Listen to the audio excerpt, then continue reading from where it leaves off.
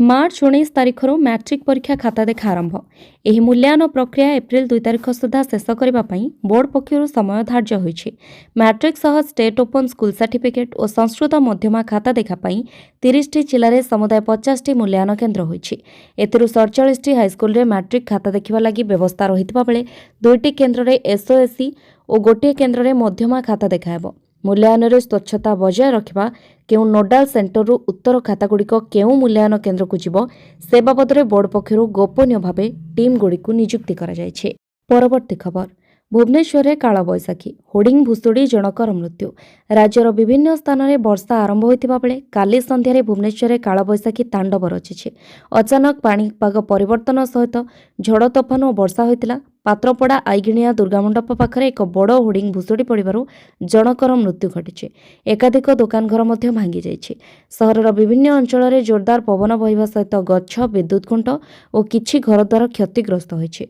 अनेक स्थान में रास्तार पानी जमी जलार्णव सृष्टि होता जहाँफल यातायात व्यवस्था विघ्नित होता। परवर्ती खबर आधुनिक एलएचबी कोच सहित अपग्रेड हेब 2टी एक्सप्रेस ट्रेन। यात्री सुरक्षा आराम एवं सामग्रिक यात्रा अभिज्ञता को सुगम करने एक गुरुत्वपूर्ण पदक्षेप स्वरूप पूर्वतट रेलपथ 2टी गुरुत्वपूर्ण इंटरसिटी एक्सप्रेस ट्रेन कोच गुड़ी आधुनिक एलएचबी कोच रे परिवर्तन कर 25 फेब्रुआरी 2026 ठारू निम्नलिखित ट्रेन गुड़ी एलएचबी कोच सहित रूपांतरण कर 18301 18302 संबलपुर रायगड़ा संबलपुर इंटरसिटी एक्सप्रेस और 18303 18304 संबलपुर पुरी संबलपुर इंटरसिटी एक्सप्रेस रे रहिबो ए सुविधा। परवर्ती खबर कोटी कोटी ठकेई अभियोग रे 6 जण साइबर ठक गिरफ।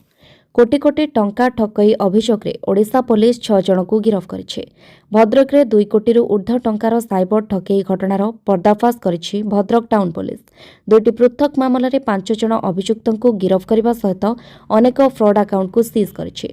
भद्रक एचडीएफसी बैंक जड़े ग्राहकों अकाउंट को प्राय 1.5 कोटी टंका आसिबा घटना को संदेह करी बैंक परिचालक देवाशीष परिडा पक्षर भद्रक टाउन थाना 2025 नवेम्बर 3 तारिख में अभियोग करा जायतिला। ए अभियोग पाइबा परे भद्रक टाउन थाना पुलिस मामला रुजु करी घटनार तदंत करी विभिन्न साइबर ठकेई अर्थ ए अकाउंट को आसीथिबा जानिबाकू पाइबा सहित मुख्य अभियुक्त को गिरफ करिछि। गिरफ अभियुक्त हेले बालेश्वर जिला औपदा अंचलर जगबंधु केसी। परवर्ती खबर लघुचाप क्षेत्र प्रभाव रे एही 5 जिले में प्रबल वर्षा जारी है येलो वार्निंग। दक्षिण पश्चिम बंगोपसागर में लघुचाप क्षेत्र प्रभाव में 2 दिन है राज्यर विभिन्न स्थान में वर्षा होइछि। विशेषकर कोरापुट सुवर्णपुर बरगढ़ जिलार विभिन्न स्थान में वर्षा होइछि। तेबे आज 5 जिले में वर्षा नहीं पाणीपाग विभाग येलो वार्निंग जारी करिछि। से जिलागुड़िक है मयूरभंज बालेश्वर भद्रक केन्द्रापड़ा और केन्दुझर। ए सबु जिले में बिजुली और घड़घड़ी सहित वर्षा और पवनर संभावना रही।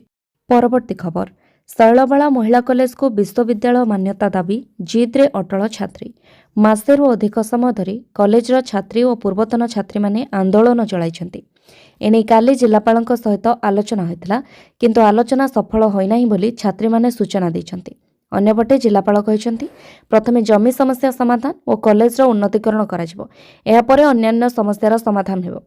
मुख्यमंत्री राज्य बजेट रे 4टी नुआ विश्वविद्यालय घोषणा करिबा परे गत शनिवार ठारू शैलबाला को विश्वविद्यालय मान्यता दाबी जोरदार होइछे।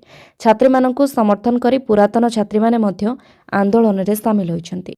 परवर्ती खबर वर्षक भितरे आम बस नेलाणी 7 मुंड। आम बस दुर्घटना रे सर्वाधिक भुवनेश्वर में मृत्युवरण करिसेंति। 7 जनक मृतकों मध्यरु भुवनेश्वर 6 जन एवं कटकरु जणे रहिसेंति। सेपरि आम बस दुर्घटना रे वर्षक मध्य 8 जन गुरुतर होइसेंति। सर्वाधिक भुवनेश्वर 4 जन गुरुतर होइतबा बेले पुरी राउरकेला संबलपुर और ब्रह्मपुर जणे लेखाए गुरुतर होइसेंति। एने विधानसभा रे लिखित उत्तर रखिले नगर उन्नयन मंत्री कृष्णचंद्र महापात्र। दुर्घटना रोकवाकू एही वर्षक मध्य 28,700 थर विभाग पक्षर जांच करा जायछि। तासह स्पीड लिमिट को मध्य फिक्स करा जायछि। इलेक्ट्रिक बस गुड़िकर बेग 35 किलोमीटर मध्य रखिबा पई निर्देश दिया जायतिबा बेले डीजेल बस रो बेग 40 किलोमीटर और राजपथ रे चलुतबा आम बस गुड़िकर बेग 50 किलोमीटर भितर रखिबा पई निर्देश दिया जायछि। परवर्ती खबर विधानसभा रे जोगाण मंत्री प्रतिश्रुति मार्च सुधा सबु धान किणिबे सरकार। मार्च 31 तारिख सुधा सबु धान किणिबे सरकार। कौनसी टोकन लाभ सेबनी। क्विंटाल पिछा 3100 टंकार किणवाक सरकार निर्वाचन प्रतिश्रुति देइथिले। सही हिसाब रे सरकार धान किणुछंती। 800 टंका इनपुट सब्सिडी कथा कुहाଯାय नथिला। वर्तमान सुधा 15 लाख चाषींक ठारू 64 लाख 10 हजार मेट्रिक टन धान किणा जायछि। 3100 टंका हिसाब रे 18,586 कोटी टंका प्रदान करा जायछि। विजेडी सरकार समय 2023-24 रे 5 लाख चाषी पंजीकृत करी भी धान बिकी पारि नथिले। एबे सबु चाषींक धान किणा जाउछि। सरकार को बदनाम करने को प्रयास करा जाउछि। परवर्ती खबर दोल पूर्णिमा राति 8 ରୁ 9 मध्य सुनावेश। श्रीमंदिर कार्यालय बसिथिबा 36 निजोग बैठक शेष। दोल पूर्णिमा राति 8 ରୁ 9 मध्य सुनावेश अनुष्ठित हेब। एहासह मार्च 1 और 2 तारिख में भीतर काठ दर्शन बंद रहिब। बैठक सरिबा परे सूचना दैछंती पुरी जिलापाल। परवर्ती खबर प्रणव बलवंत रायଙ୍କ फार्म हाउस रे बुलिला बुलडोजर। भांगिला पूर्वतन विधायक बलवंत रायଙ୍କ फार्म हाउस पाचेरी। मधुपुरगढ़ पंचायतर पंतुरी ठारे थिबा फार्म हाउस जमीर मापचुप और डिमार्केशन परे उच्छेद हैला जबरदखल। मंगलवार सकाळ 11टारे बेआईन जंगल किसम जमी पर होइथिबा फार्म हाउस रो पाचेरी को काली प्रशासन उपस्थिति रे बुलडोजर लगाई भंगा जायछि। परवर्ती खबर वर्षकरे सरकार बांटिलेणी 2.5 लाख अधिक पक्का घर। एने पंचायतीराज मंत्री विधानसभा लिखित उत्तर रखिछन्ते। 2024-25 मध्य 2,81,000 परिवार को पक्का घर मंजूर होइछि। 306 भूमिहीन परिवार को जमी प्रदान करा जायछि। अन्यपक्षे अंत्योदय गृह योजना रे एबे सुद्धा 1,58,000 परिवार को पक्का घर जोगाई दिया जायछि। पीएम आवास योजना रे 28,07,000 परिवार को पक्का घर मिलिछि। आवास प्लस सर्वे रे 37,89,000 परिवार पक्का घर पाइबाकू योग्य विवेचित होइछन्ति। परवर्ती खबर 20 घंटा पर लिभिला सुपरमार्ट निया। सफल हैला परिश्रम। दीर्घ 20 घंटार अक्लांत परिश्रम करी आयत्त हैला निया। भुवनेश्वर लिंगीपुर सुपरमार्ट रे लागिथिबा निया संपूर्ण भावे लिभिछि। 20 घंटा परे एही निया लिभिछि। अग्निशम विभागर निरंतर प्रयास सफल होइछि। कहि रखुछु कि सोमवार राति प्राय 10टारे भुवनेश्वर लिंगीपुर स्थित सुपरमार्टर तृतीय महलार निया केउठू लागिला केमिति लागिला एबे भी अस्पष्ट। घटनास्थल पहुंची 2 जन को उद्धार करथिला अग्निशम बाहिनी। निया लिभाइबा पई लागिथिबा कसरत शेषरे सफल होइछि। सुपरमार्ट भितर को पानी माड़ करबाकू बाट नथिबारु कांथ भांगी निया लिभाइबाकू उद्यम करा जायतिला। फोम साहाय्य सुपरमार्टर निया लिभि जाउछि बोली अग्निशम डीजी सुधांशु षडंगी कहिथिले। सेपटे अत्यधिक दहनशील सामग्री थिबारु निया आयत्त को आसी नथिला। छात रड तरळिबा सहित कांथ फाटी कांथरु मध्ये निया बाहरिथिला। कुहा जाउथिला कि केउ समय भी भुसुड़ी जाई पारे सुपरमार्ट बिल्डिंग। सोमवार राति प्राय 10टारु सुपरमार्टर तृतीय महलारे लागिथिला निया। 4 ରୁ 5 कोटी टंकारु अधिक सामग्री पोड़ी पाउंस होइथिबा अनुमान करा जाउछि। परवर्ती खबर रत्नभंडार गणति मणति पई रहिबे 2टी टीम। आसिला एसओपी। आसिला रत्नभंडार गणति मणति एसओपी। खूब शीघ्र धार्य हेब तारीख। श्रीमंदिर रत्नभंडार गणति मणति एसओपी नहीं बैठक शेष। राज्य सरकार द्वारा रत्न अलंकार गणति मणति एसओपी को अनुमोदन करा जायछि। 14 पृष्ठा विशिष्ट एसओपी प्रस्तुत होइछि। आसंता सप्ताह श्रीमंदिर परिचालना कमिटी बैठक अनुष्ठित हेब। बैठक में रत्न अलंकार गणति मणति नहीं तारीख घोषणा हेब। एथिपई 2टी टीम गठन करा जिवो। एने मुख्य प्रशासक अरविंद पाढ़ी प्रतिक्रिया दैछन्ति। से कहिसन्ति जे रत्न गणति मणति पई तत्वावधारक टीम और कार्यवाही टीम गठन करा जिवो। एई टीम रे आरबीआई रो 2 जण एक्सपर्ट रहिबे। नीति बहुल दिन मानकरे गणति कार्य हेब नाही। नीलाद्री विजय सुधा कार्य शेष करबाकू लक्ष्य रखा जायछि। समस्त कार्यर वीडियोग्राफी करा जिवो। तेबे केउ दिन ठारू गणति हेब ता परिचालना कमिटी स्थिर करिवो। परवर्ती खबर आईएएस अधिकारी को भी छाड़िलेनी साइबर ठक। वरिष्ठ आईएएस अधिकारी अरिंदम डाकुआ नारे साइबर लुट। साइबर थाना रे अभियोग कले अधिकारी। अरिंदम डाकुआ ना नहीं लोकंकु टंका मागुछंती साइबर लुटेरा। एकाधिक लोकंकु ठारू एभली ठकेई करिसंती साइबर लुटेरा। एने अरिंदम डाकुआ थाना रे अभियोग करिसंती। ताको नाम और व्यक्तिगत तथ्य को अजणा व्यक्ति माने जाल भावे व्यवहार करुथिबारु साइबर पुलिस रे अभियोग दाखल करिसंती। परवर्ती खबर विधानसभा मुख्यमंत्री प्रतिश्रुति चाषी सबु समस्यार समाधान करिबो। राज्य सरकार समृद्ध ओडिशा गढ़िबाकू रोडमैप प्रस्तुत करिसेंति। डबल इंजिन सरकार एने संकल्पबद्ध। विरोधी केवल राज्यवासी को भ्रमित करने विधानसभा हंगामा करुछंती। राज्य बजेट उपरे साधारण आलोचन एमिति कहिसेंति मुख्यमंत्री मोहन चरण माझी। मोहन विधानसभा कहले 2026-27 प्रस्तुत होइतिबा बजेट केवल आसंता वर्ष पई आय व्यय लेखाजोखार एक हिसाब नुहे। ए बजेट हेउछि 4.5 कोटी ओडिशावासी आशा आकांक्षार प्रतिफलन। परवर्ती खबर हनुमान चालीसा बनाम नमाज ଲକ୍ଷ୍ନୌ ବିଶ୍ୱବିଦ୍ୟାଳୟ କ୍ୟାମ୍ପସ୍ ପାଲଟିଲା ରଣକ୍ଷେତ୍ର। ଲକ୍ଷ୍ନୌ ବିଶ୍ୱବିଦ୍ୟାଳୟରେ ଉତ୍ତେଜନା ଚରମ ସୀମାରେ ପହଞ୍ଚିଛି। ସୋମବାର ନମାଜ ପାଠକୁ ନେଇ ବିରୋଧ ପ୍ରଦର୍ଶନ ହୋଇଥିବା ବେଳେ ମଙ୍ଗଳବାର ହନୁମାନ ଚାଳିଶା ପାଠକୁ ନେଇ କ୍ୟାମ୍ପସ୍ ଉତ୍ତେଜନାପୂର୍ଣ୍ଣ ହୋଇପଡ଼ିଛି।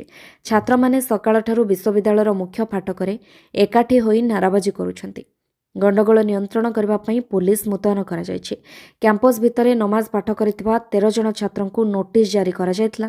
ଶାନ୍ତି ଭଙ୍ଗ କରିବାକୁ ଚେଷ୍ଟା କରୁଥିବା ଅଭିଯୋଗରେ ସେମାନଙ୍କ ଉପରେ 50,000 ଟଙ୍କା ଲେଖାଏଁ ଜରିମାନା ମଧ୍ୟ ଲାଗୁ କରାଯାଇଛି। ଅନ୍ୟ ଛାତ୍ରମାନଙ୍କୁ ବୁଝାଇବା ପାଇଁ ପ୍ରୟାସ ଚାଲିଛି, କିନ୍ତୁ ବିକ୍ଷୋଭକାରୀମାନେ ଫାଟକ ଖୋଲିବା ଦାବିରେ ଅଟଳ ରହିଛନ୍ତି। ପରବର୍ତ୍ତୀ ଖବର, ମାଛ ଧରିବାକୁ ଯାଇ ନିଖୋଜ ହୋଇଥିବା ଘଟଣା। 20ରୁ ଅଧିକ ଦିନ ପରେ ବି ମିଳୁନି ମା' ଓ ବଡ଼ ଝିଅର ପତ୍ତା। ଖୋଜୁଛି ଡ୍ରୋନ୍ ଏବଂ ପୋଲିସ ସହ ଓଡ୍ରାଫ୍ ଟିମ୍।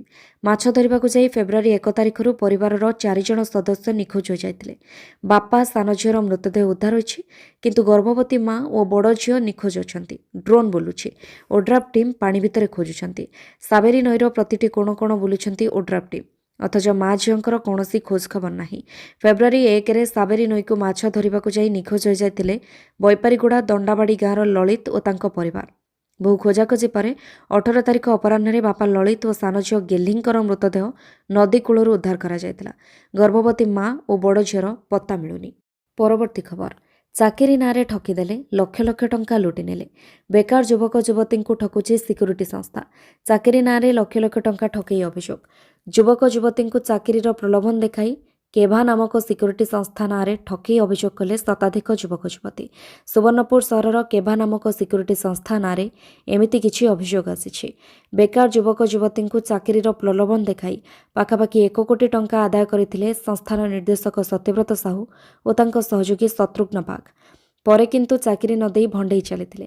ଏପରିକି ଟଙ୍କା ମାଗିଲେ ଦୁର୍ବ୍ୟବହାର କରୁଥିବା ଅଭିଯୋଗରେ ଥାନାର ଦ୍ୱାରସ୍ଥ ହୋଇଛନ୍ତି ଶତାଧିକ ଯୁବକ ଯୁବତୀ। ଗିରଫ ହୋଇଛନ୍ତି ସଂସ୍ଥାର ନିର୍ଦ୍ଦେଶକ ସତ୍ୟବ୍ରତ। ପରବର୍ତ୍ତୀ ଖବର, ମୁରବୀହୀନ ହେଲା ମାଓ ସଂଗଠନ। ମାଓ ମହାସଚିବ ଥିପୁରୀ ତିରୁପତି ଓରଫ ଦେବଜୀଙ୍କ ଆତ୍ମସମର୍ପଣ।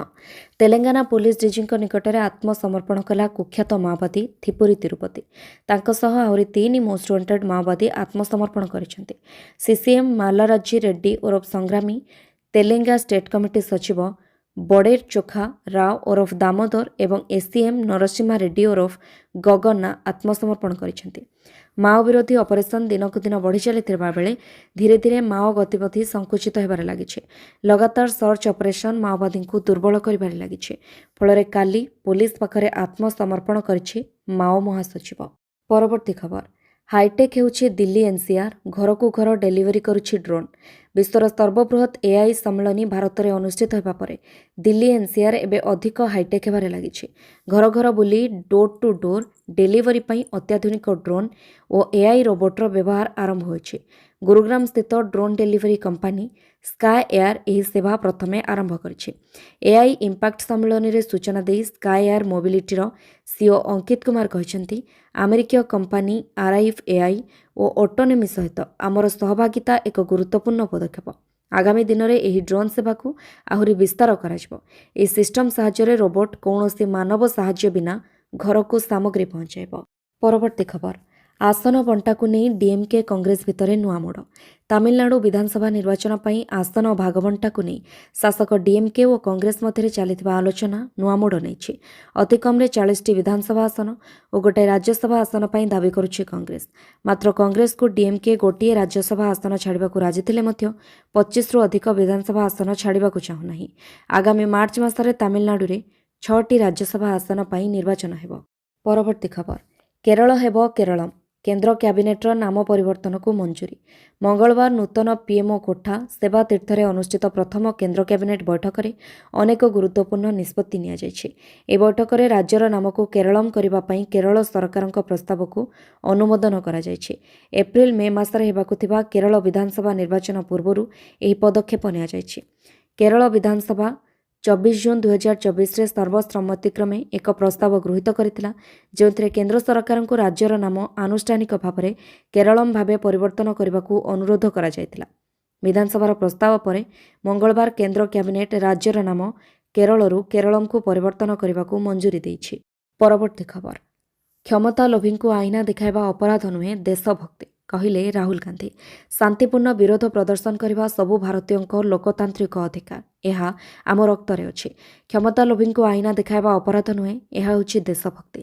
ତେଣୁ ମୋତେ ସେହି ଯୁବ କଂଗ୍ରେସ ଭାଇମାନଙ୍କୁ ନେଇ ଗର୍ବ ଅନୁଭବ ହେଉଛି, ଯେଉଁମାନେ ନିଜର ହକ୍ ପାଇଁ ପ୍ରତିବାଦର ସ୍ୱର ଉଠାଇଛନ୍ତି। ନୂଆଦିଲ୍ଲୀ ଭାରତ ମଣ୍ଡପମରେ ଅନୁଷ୍ଠିତ ଏଆଇ ଇମ୍ପାକ୍ଟ ସମ୍ମିଳନୀରେ ଯୁବ କଂଗ୍ରେସର ଅର୍ଦ୍ଧନଗ୍ନ ବିରୋଧ ପ୍ରଦର୍ଶନକୁ ଭିତ୍ତି କରି ଜାତୀୟ ଯୁବ କଂଗ୍ରେସର ରାଷ୍ଟ୍ରୀୟ ଅଧ୍ୟକ୍ଷ ଉଦୟ ଭାନୁଙ୍କୁ ଦିଲ୍ଲୀ ପୋଲିସ କାଲି ଗିରଫ କରିବା ପରେ ବିରୋଧୀ ଦଳ ନେତା ରାହୁଲ ଗାନ୍ଧୀଙ୍କ ଏପରି ବୟାନ ସାମ୍ନାକୁ ଆସିଛି। ପରବର୍ତ୍ତୀ ଖବର, ମୋଦିଙ୍କୁ ଟାର୍ଗେଟ କଲେ ରାହୁଲ ଗାନ୍ଧୀ, ଚାଷୀ ସମାବେଶରେ ବର୍ଷିଲେ। ପ୍ରଧାନମନ୍ତ୍ରୀ ନରେନ୍ଦ୍ର ମୋଦିଙ୍କୁ ଲୋକସଭା ବିରୋଧୀ ଦଳ ନେତା ରାହୁଲ ଗାନ୍ଧୀଙ୍କ ଟାର୍ଗେଟ। କାଲି ମଧ୍ୟପ୍ରଦେଶର ଭୋପାଳରେ କଂଗ୍ରେସ ପକ୍ଷରୁ ଆୟୋଜିତ ବିଶାଳ ଚାଷୀ ସମାବେଶରେ ମୋଦିଙ୍କ ବିରୋଧରେ ଗର୍ଜିଛନ୍ତି ରାହୁଲ ଗାନ୍ଧୀ। ରାହୁଲ ଅଭିଯୋଗ କରିଛନ୍ତି ଯେ ଭାରତକୁ ବିକିଦେବା ପାଇଁ ଆମେରିକା ସହ ପ୍ରଧାନମନ୍ତ୍ରୀ ନରେନ୍ଦ୍ର ମୋଦି ଡିଲ୍ କରିଛନ୍ତି। ଏଫଷ୍ଟିନ୍ ଫାଇଲ୍ସ ଓ ଗୌତମ ଆଦାନୀ ମାମଲାରେ ମୋଦି ଚାପରେ ଥିବା ଅଭିଯୋଗ କରିଛନ୍ତି ରାହୁଲ। ଏଥିପାଇଁ ମୋଦି ଭାରତର ଓ ଭାରତୀୟ ଚାଷୀଙ୍କ ତଥ୍ୟ ଦେଇଥିବା ରାହୁଲ ଅଭିଯୋଗ କରିଛନ୍ତି।